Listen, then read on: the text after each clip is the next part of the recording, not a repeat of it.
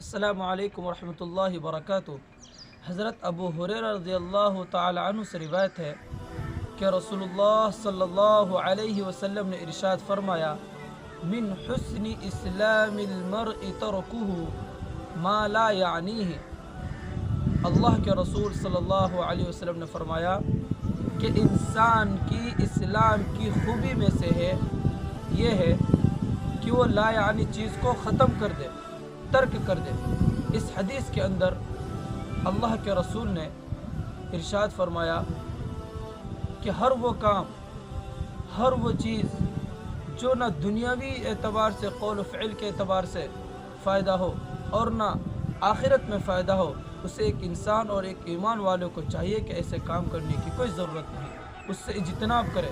اللہ تبارک و تعالی اس حدیث پر ہمیں بھی اور آپ حضرات کو بھی عمل کرنے کی توفیق عطا فرمائے، آمین۔ السلام علیکم ورحمۃ اللہ وبرکاتہ۔